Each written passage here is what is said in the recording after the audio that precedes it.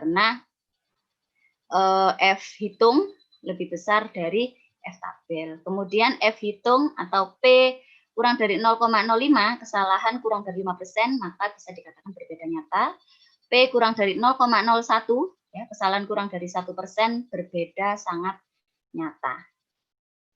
Ini berhubungan dengan kalian menggunakan uji satu sisi atau yang dua sisi, seperti yang kita bahas kemarin waktu statistika. Nah, probabilitas berbanding terbalik dengan F hitung, jika F hitung kurang dari F tabel 0,05, ya, kalau P lebih besar dari 0,05 tidak berbeda nyata, ya. Kemudian jika F hitung lebih besar dari F tabel 0,05, maka berbeda nyata, ya, jika F hitung lebih besar dari F tabel dengan menggunakan yang 0,01, ya, maka berbeda sangat nyata. Hipotesis, jawaban sementara untuk menjawab permasalahan penelitian. Dibuat berdasarkan teori yang ada, H0 tidak ada perbedaan yang nyata. Jika H0 diterima, maka H1 ditolak. Artinya tidak ada perbedaan yang nyata. P lebih besar dari 0,05. Jadi hipotesis itu hanya ada H0 dan H1. Walaupun semisal kalian parameternya ada 2, ya, tidak boleh H0, H1, H2, H3, H4 itu tidak boleh. Jadi H0, H1, kemudian ganti parameter lagi, ya kembali lagi ke H0 dan H1. Misalnya, apa ya?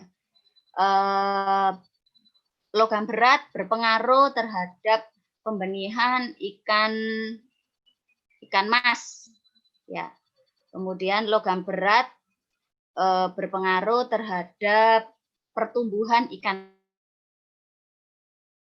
mas, ya. Misalnya kalian mengambil pembenihan dan pertumbuhan. Nah, berarti H0 logam berat tidak berpengaruh terhadap pembenihan. H1 logam berat berpengaruh terhadap pembenihan. Kemudian ganti parameter lagi, berarti H0 logam berat berpengaruh terhadap H0 logam berat tidak berpengaruh terhadap pertumbuhan, kemudian H1 logam berat berpengaruh terhadap pertumbuhan, seperti itu, ya. Kemudian ada populasi dan sampel. Populasi merupakan seluruh objek penelitian, ya, bisa luas sekali atau tidak terbatas, namun bisa juga terbatas, tergantung dengan penelitian kalian, mau penelitian yang eksperimental dengan atau penelitian laboratorium, atau mau yang penelitian studi kasus. Sampel merupakan sebagian objek yang diambil dari populasi yang diteliti, mewakili populasi. Hasil penelitian pada sampel dapat digeneralisasikan terhadap populasi, dibutuhkan jika populasi besar. Nah, ini ada teknik sampling, ya, cara pengambilan sampling. Yang pertama ada probability sampling, memberikan peluang yang sama. Ya, jadi cara pengambilan sampling ada dua, ada probability dan ada non-probability. Nah, kalau yang probability sampling, yang pertama ada simple random sampling, dipilih secara acak dari seluruh populasi. Nah, jadi misalnya kalian ada 5 perlakuan dengan 4 ulangan, berarti ada 20 perlakuan. Nah, masing-masing ulangan, ya, kalian ambil 2 itu sudah boleh. Berarti dalam satu perlakuan ada berapa sampling? Kalau satu ulangan diambil 2, perlakuannya ada 5. Halo, halo. Halo.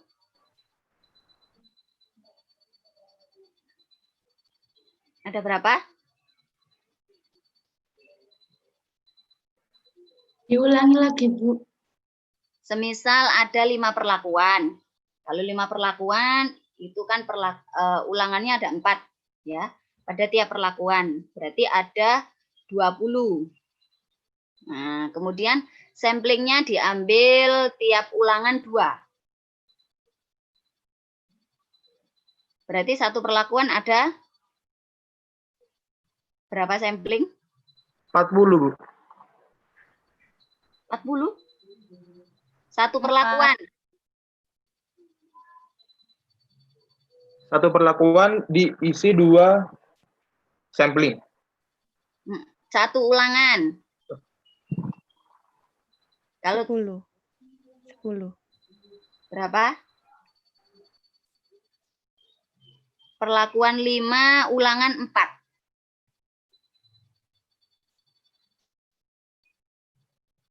Total perlakuan ada 20. Berapa?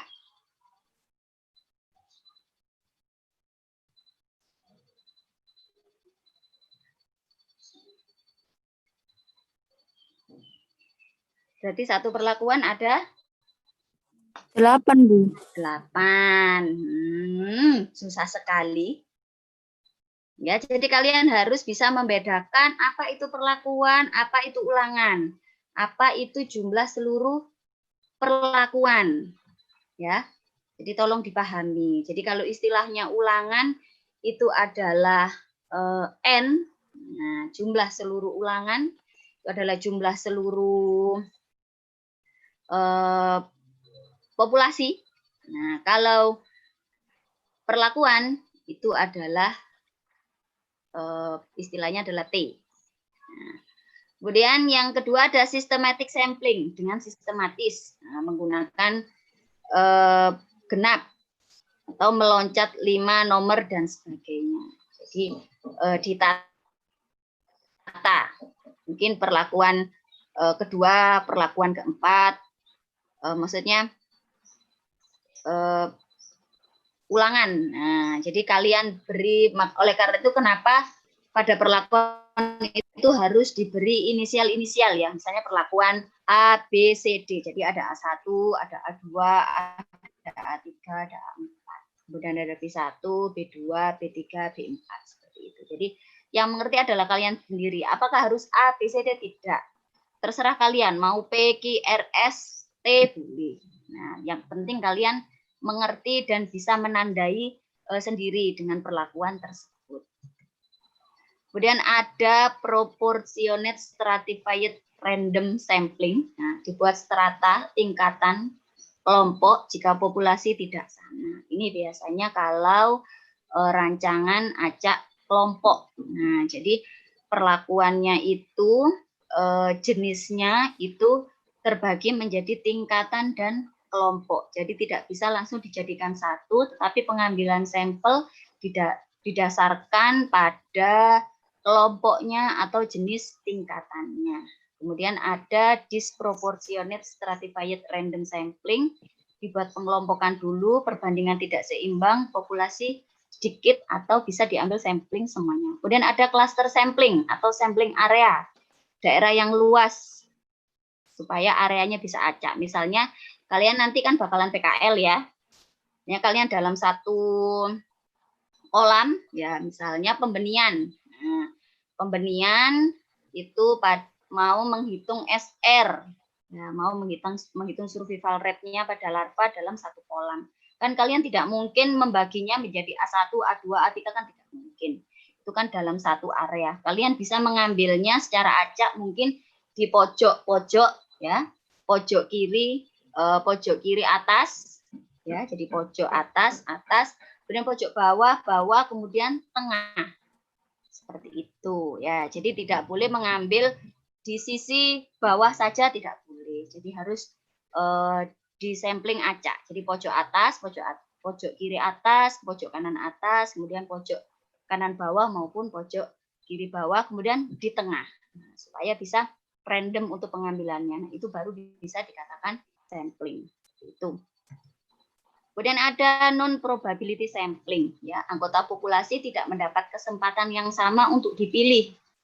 Nah, jadi tidak boleh diacak.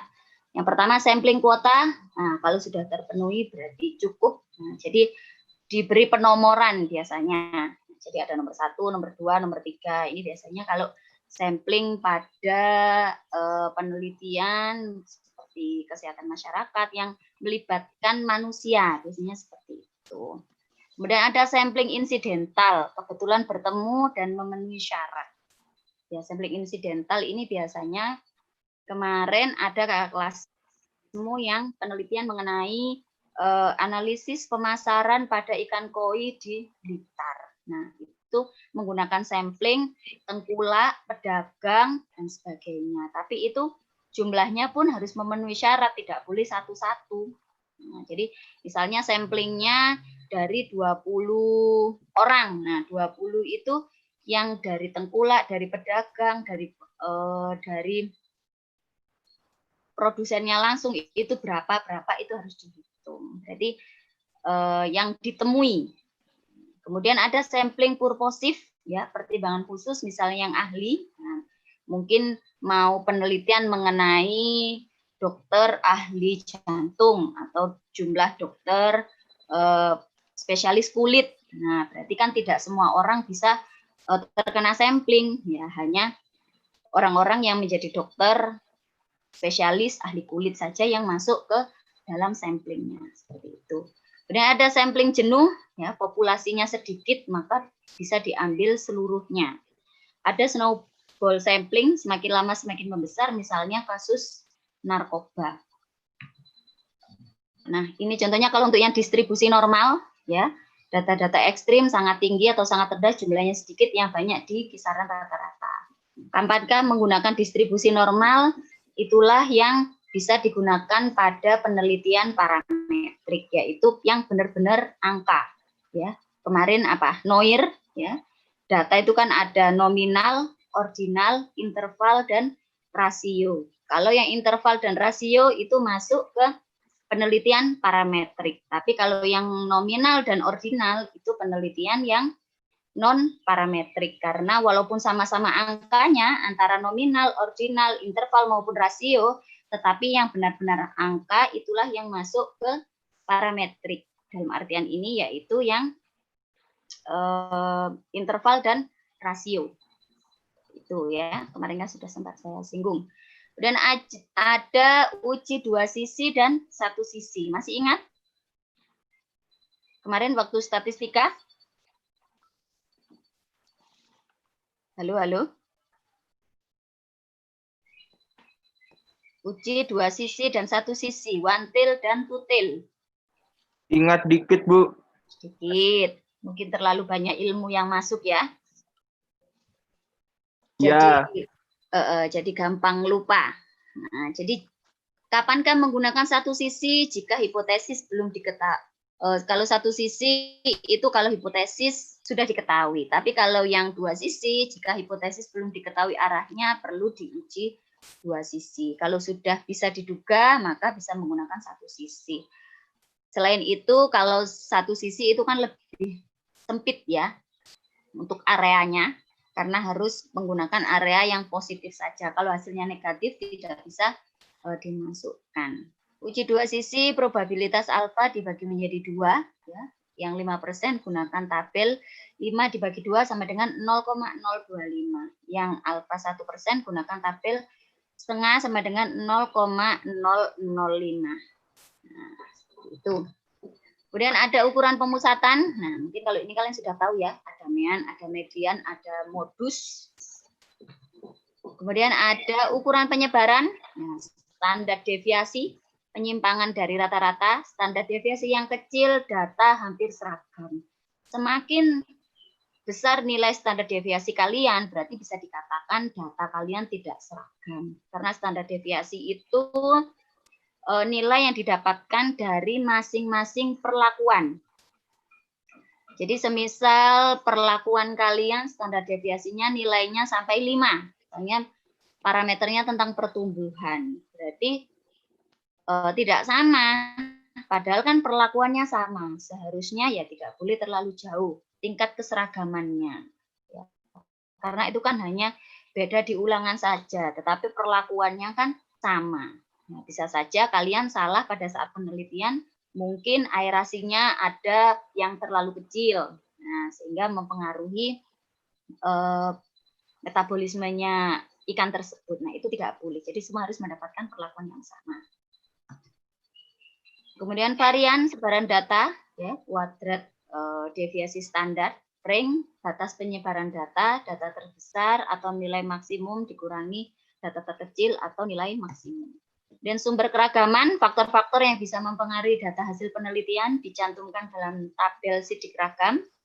Yang pertama ada RAL, rancangan acak lengkap, ya, yang menjadi pembedanya hanyalah perlakuan. Kemudian ada rancangan acak kelompok yang menjadi pembedanya selain perlakuan ada kelompok.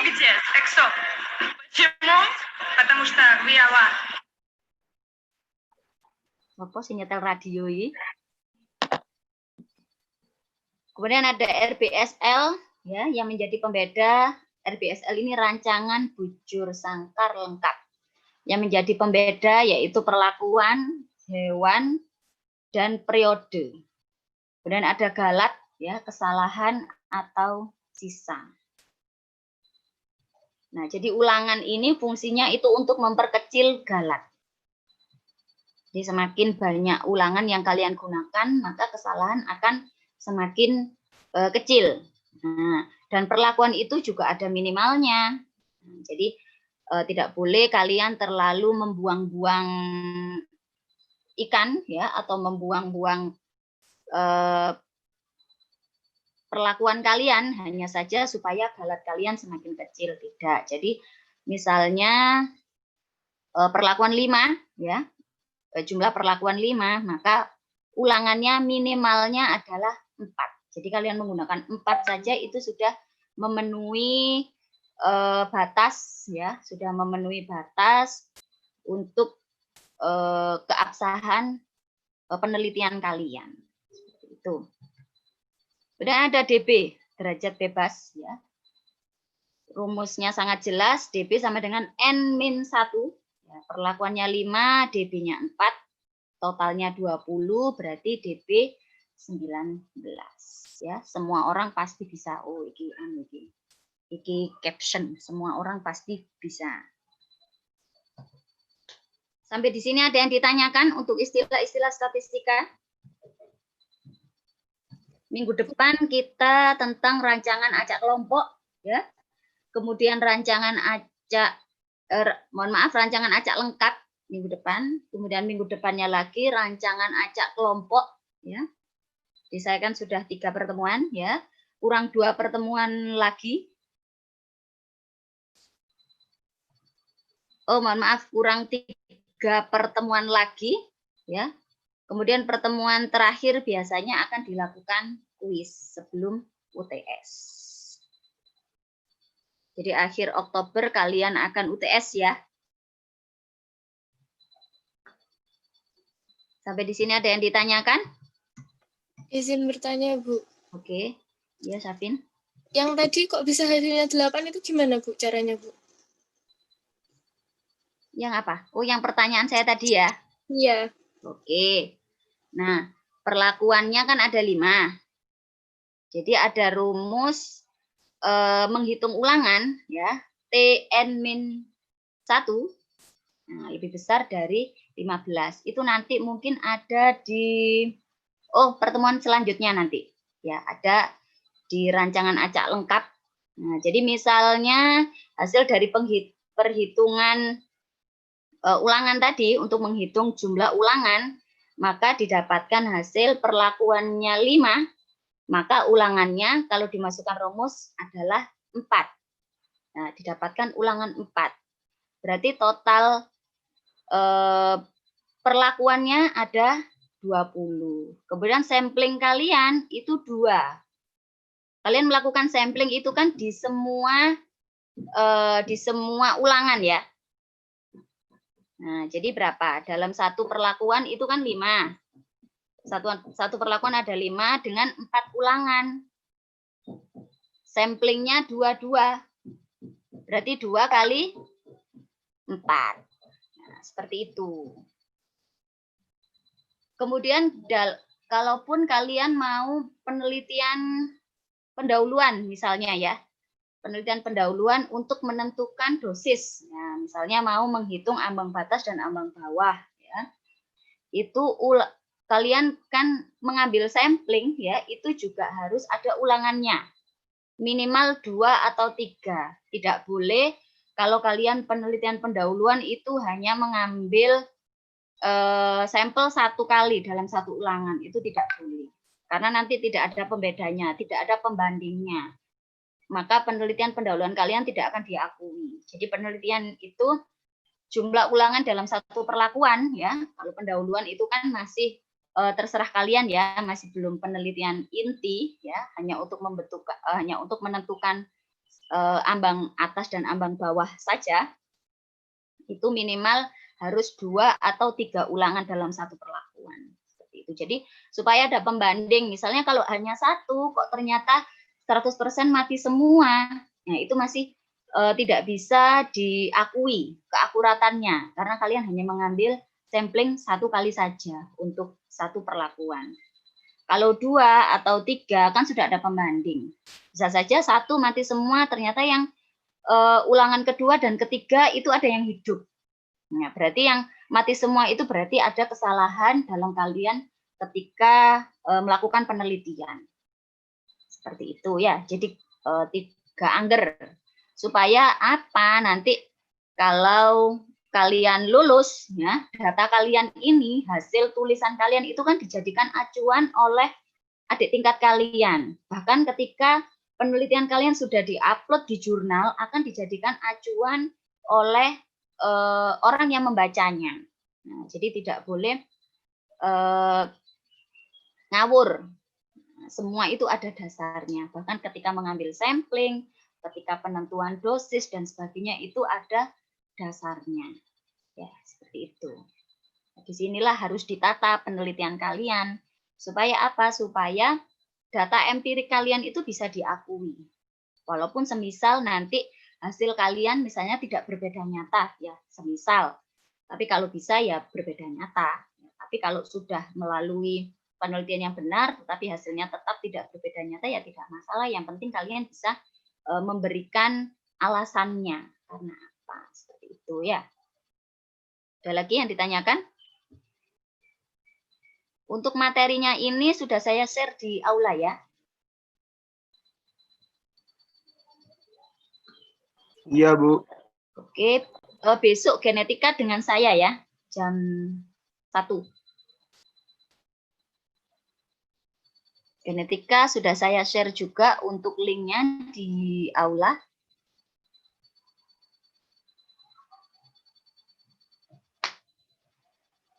Oke, kalau sudah tidak ada yang ditanyakan, kuliah saya akhiri ya. Assalamualaikum warahmatullahi wabarakatuh. Waalaikumsalam. Waalaikumsalam warahmatullahi wabarakatuh. Waalaikumsalam warahmatullahi wabarakatuh. Waalaikumsalam warahmatullahi wabarakatuh.